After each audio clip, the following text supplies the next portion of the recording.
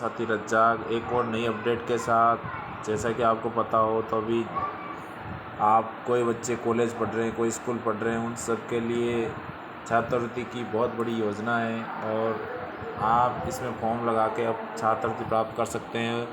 जैसे कि उत्तर मैट्रिक छात्रवृत्ति आवेदन 15 नवंबर तक, मतलब जो उत्तर मैट्रिक छात्रवृत्ति है उसका आवेदन 15 नवंबर तक होंगे। इसको किस तरीके से फॉर्म भरना है, क्या क्या डॉक्यूमेंट चाहिए और कौन कौन इसके लिए आवेदन कर सकते हैं, इन सब के बारे में मैं आपको डिटेल से बताऊंगा।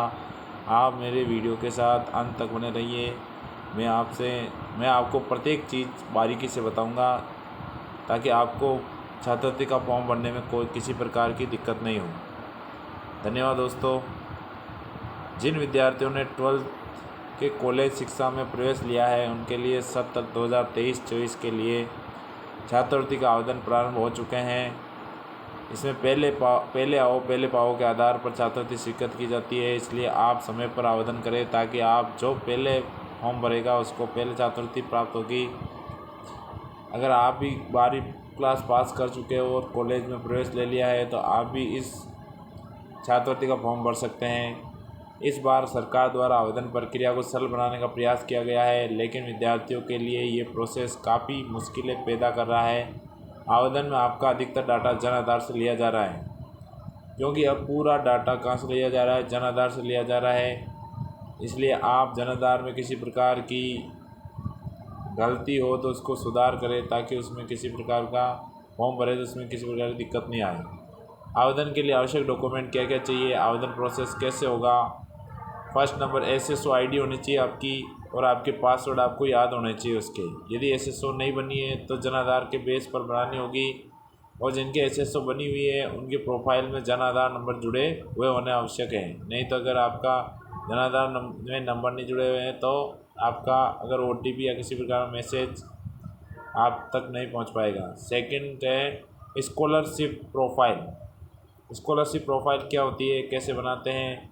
छात्रवृत्ति के लिए पहली बार आवेदन करने वाले विद्यार्थियों के लिए स्कॉलरशिप पोर्टल पर प्रोफाइल बनानी पड़ती है और जिनके पूर्व में आवेदन किया हुआ है और उनके प्रोफाइल अपडेट करनी होती है। प्रोफाइल को बनाने के लिए आवश्यक डॉक्यूमेंट, पहला आपका जन आधार नंबर चाहिए, दूसरा आधार नंबर चाहिए, तीसरा फ़ोटो चाहिए, चौथा पिता के आधार नंबर आय घोषणाकर्ता के रूप में, पाँचवा विद्यार्थी स्वयं की बैंक डिटेल जन आधार में जुड़ी हुई होना ज़रूरी है, छठी मूल निवास, साथ ही जाति प्रमाण पत्र और नोट मूल और जाति प्रमाण पत्र में नाम जन आधार के अनुरूप हो और दोनों जन आधार से लिंक होना आवश्यक है।